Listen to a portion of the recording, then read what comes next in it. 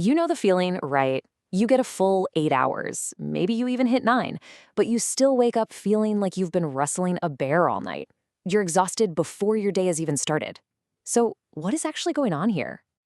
It's that awful brain fog that just refuses to clear. And look, this isn't just you. It's a massive issue for so many of us, and it has some pretty serious health implications. The answer, believe it or not, isn't always just get more sleep. And the stakes, they are incredibly high. I mean, check this out. A huge Harvard study found that not getting enough quality sleep year after year can actually age your brain's cognitive function by 2 whole years. That's a sobering thought, and it shows just how critical this stuff is. But here's where things get really interesting. We all know that person, right? The one who seems to run on like 4 hours of sleep and is just bursting with energy. They're not superhuman. They've just figured it out. Maybe they don't even know they've done it, but they've tapped into a few key biological codes, and today we're going to unlock them together. So, let's start at the very beginning of the day. Because here's a little secret. A great night's sleep doesn't start when your head hits the pillow. Nope. It starts the moment you wake up. We're going to look at how to hit that morning reset button the right way. The main player in all of this is a hormone called serotonin. Now, what's really fascinating is how this thing works. Think of it as your daytime go hormone, the stuff that gets you moving. But it also has a secret feature, a built-in timer. The second it gets activated, a countdown begins. And here's a look at exactly how that timer works. It's wild. When the first rays of morning sunlight hit your retinas, a switch flips deep inside your brain. That starts the serotonin clock. And exactly 15 hours later, like clockwork, that serotonin automatically converts into melatonin, the sleep hormone. If you miss that morning sun, your body is basically flying blind, with no clue when to start prepping for bed. Okay, so what if you wake up feeling totally groggy? Before you even think about reaching for coffee, try this while you're still in bed. Just clench your fists really tight, or do a huge full body stretch. This simple little action sends a powerful signal to your nervous system, telling it, hey, time to wake up. It gently raises your blood pressure and body temperature, and that's usually all it takes to shake off the fog. Seriously, no caffeine required. All right, so we've got our mornings dialed in. Let's talk about how to keep that energy going through the workday. This is all about hacking your day to master your energy and focus, so you can avoid that end-of-day burnout that just wrecks your sleep.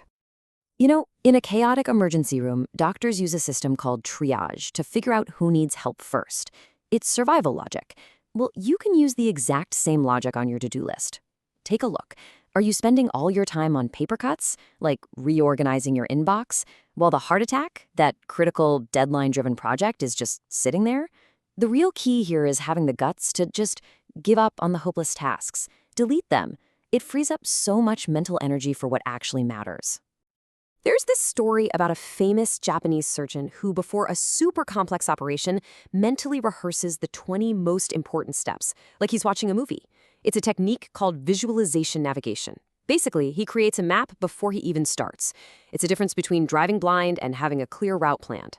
If you feel exhausted at work, it might not be the work itself.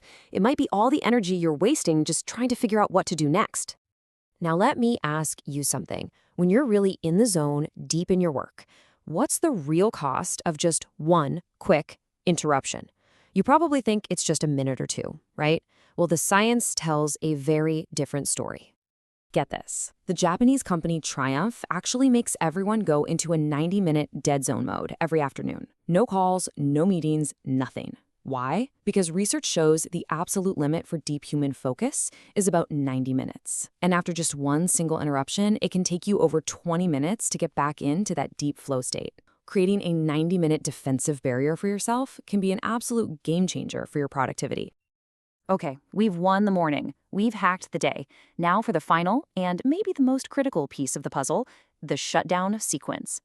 This is all about how you properly prepare your brain for that deep restorative sleep we all crave. So many of us are sabotaging our own sleep without even realizing it. That late night snack, it means your stomach is working overtime, which keeps your body temperature high right when it needs to drop for deep sleep.